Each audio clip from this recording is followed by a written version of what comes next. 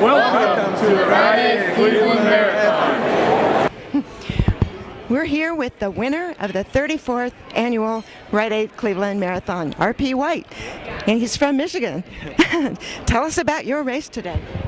The plan was just go out pretty conservatively. I've only done one marathon before, so I just kind of based my starting pace off of that, and then I just wanted to come home strong. I want to finish strong. So, what was the previous marathon you did? I did the Glass City in Toledo, Ohio. So not this year. Would have been this year. Yep, about a month ago. Yeah. Wow. Yep. Okay. Because I'm sort of familiar with your track record. You've won half marathon and a 15K fairly recently, but didn't know about you doing marathons. So what do you think about the marathon, doing two in less than a month? Actually, the one last month, a lot of the books I've read about marathon training, you have to go out and do a 30-mile run at some point. So I said if I warm up 2 miles, cool down 2 miles, that's my 30-mile day, and a chance to win a little bit of money. So I went out and did it, got some experience.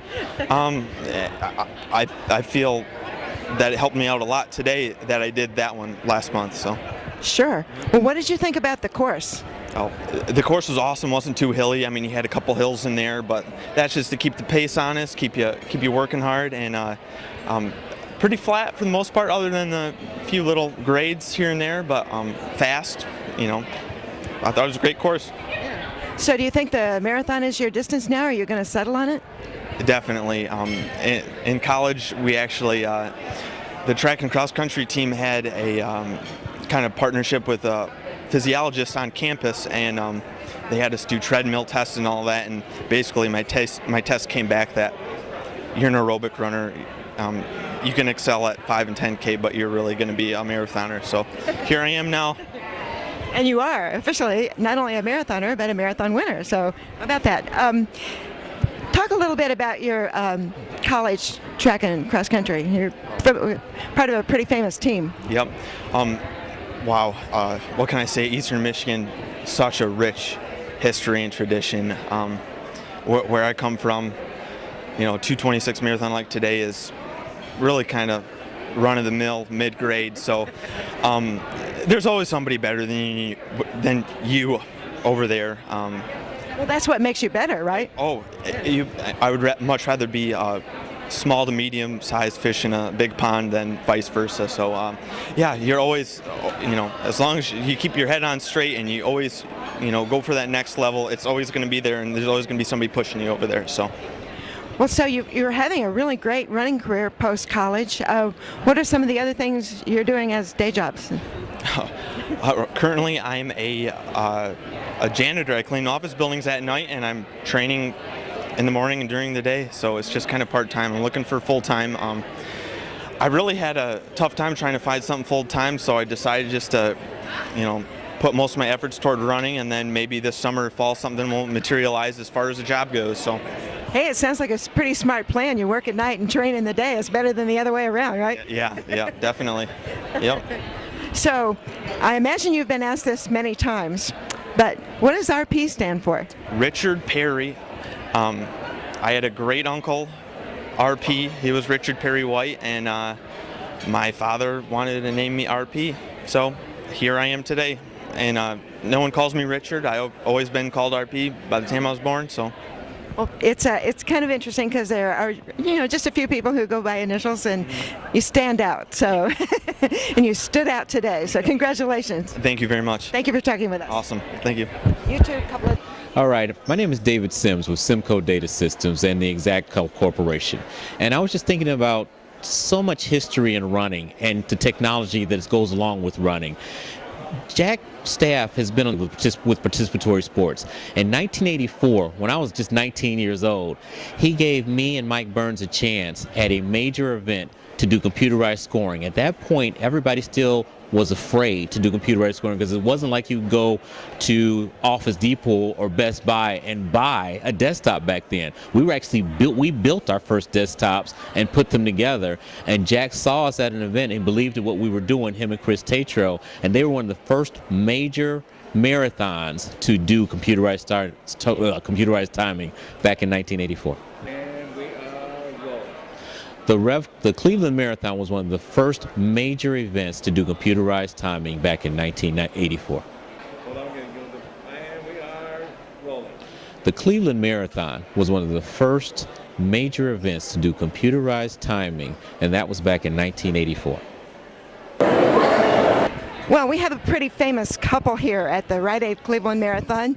One is the winner of the half marathon, and the other came in third in the marathon. Wow. What's your name? Marion Piles. And your name? Jason Powles. So, you came from West Virginia, as I understand? Yep, Charleston. Yeah. So, let's start with you because you finished first. Tell us about your race today. Well, I went out not really knowing what to expect. There was a great group of girls running the full marathon, and I was able to kind of stay with them, and just kind of everybody kept a pace and kept going and going and going. And so I just was able to stay strong the whole way and finished it up. Well, it's kind of nice to have marathoners pacing you. Yeah, it was great. They were really nice. You don't have to worry about beating them. You just kind of draft a little bit. That's what I thought. They talked the whole way. It was fun. It was a lot of fun. Well, you were smiling when you came. I didn't see you actually cross, but a little bit after that. So, what was your goal for today? I really wasn't sure what my goal was. I thought maybe around 122, and maybe getting the top 3 would be a good place. Well, you did way better than that. Oh, thank you. and you had kind of a little bit of a tougher race today. Tell us about yours, and coming in third is a little harder. Yeah, it was a tough race. The marathon's never easy. I think it's easy to underestimate, and then you get out there and it's a beast of a race. And I could look at today's race. I'm very thankful to get to the finish line. I'm very thankful to be able to run, and all the glory to God. It's just to get to the line today. And it was one of those races where I felt like through 22, I was the eventual winner. Through 22, he was right there within sight. And then I think it's almost the beauty of what the marathon is. It's such a tough race that I started to cramp, and I started losing about 45 seconds per mile. I went from about 540 clip, 538 clip to 620 to 625. So, the last 4 miles, and that's what makes the race, I think, so fun and makes you want to come back to it. Is it's hard to conquer this event. So well, it's hard because you can't exactly run another one next week. Exactly. You just can't. You get maybe 2 to 3 good ones a year if you're lucky, if things go well. So but it was fun. It's fun to be out there, and it's fun. I think the build up and the training to get here is what it's all about. And I just try to honor God with everything I do, and I just really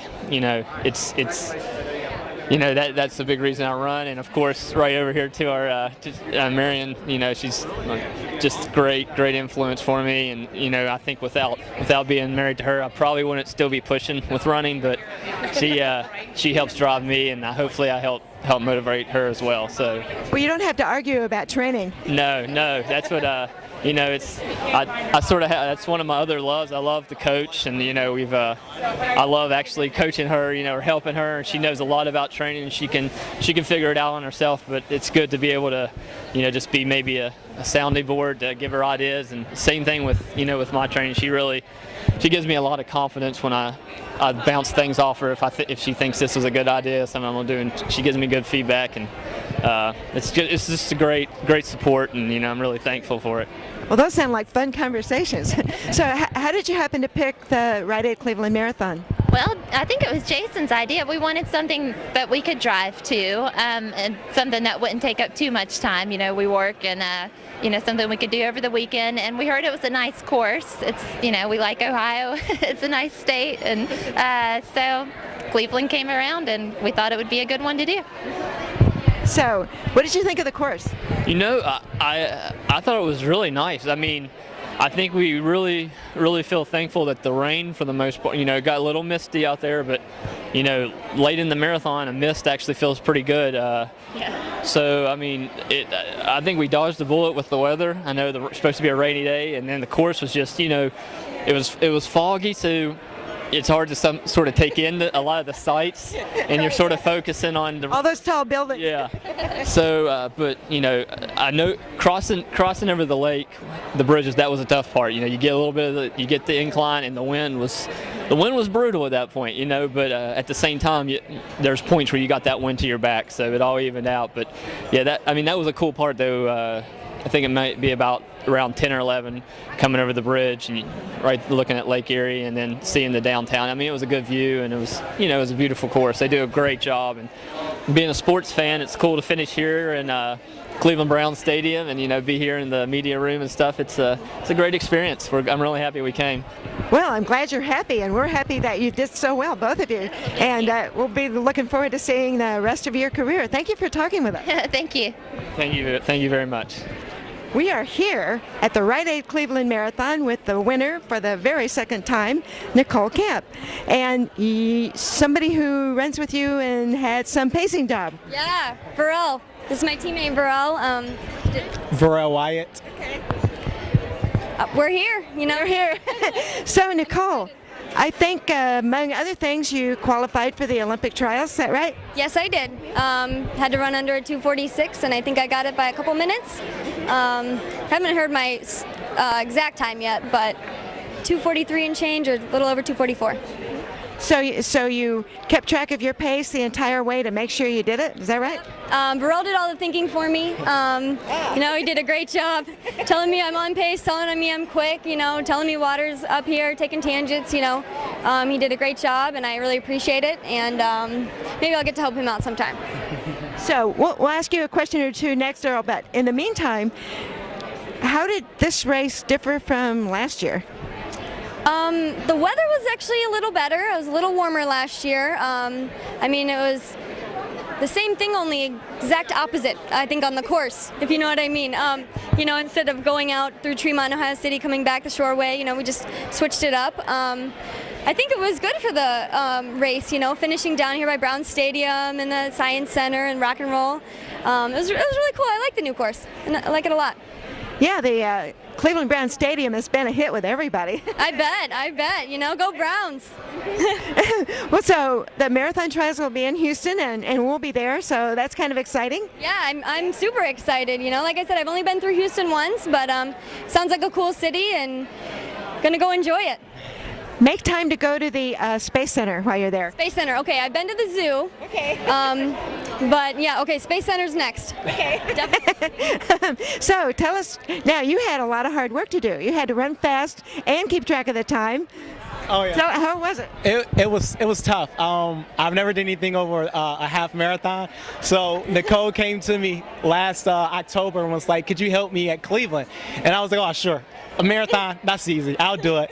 And as the days got closer, I was like, "What did I sign up for?" So at the same time, I helped her, but at the same time, she helped me a lot, because there's a lot of people that actually a dream is to actually run under 3 hours in a marathon, and for me to do 2:43 for my first time, yeah, it was my pace, and I paced her, but she kept me together as well. So I think it was a joint kind of thing. I knew I was helping her out at the same time, but I was helping myself out, because I finally know that I conquered that marathon distance. So now, when I actually have to run hard, I won't have the jitters, because Nicole kind of took it out of me. So, are you telling me you didn't run hard today? I ran. You know what? And people say pacing is tough. It's not like, yeah, I may run this easy, but when I run, I don't run this pace every day. So as far as for what we were doing, I haven't actually ran this pace for so long. So this was actually a push for me as well. But at the same time, it's kind of like, what's in sight, and I know what I had to do, so I kind of stuck it up and helped both of us. So Nicole, how does pacing help you run a race like this when the time you run really matters a lot? I think it helped immensely. Last year I got caught up in a group. I thought we were going a good pace, at Columbus, and it was just a little too fast for me. So him holding me back, keeping me patient, keeping me calm, doing the thinking for me. You waste a lot of energy thinking, and that might be my quote of the week. Yeah, you waste a lot of energy by thinking, so let's try not to do it. But no, Houston's going to be different. There's going to be 200, 300, 400 women. Hopefully they can do the thinking for me there, and I can just enjoy the race and enjoy the experience and enjoy myself. Well, we enjoyed watching you run today, so congratulations. Thank you very much. And congratulations to you too. We look forward to seeing you do another one. Oh, thank you. Next year. All right. Take care.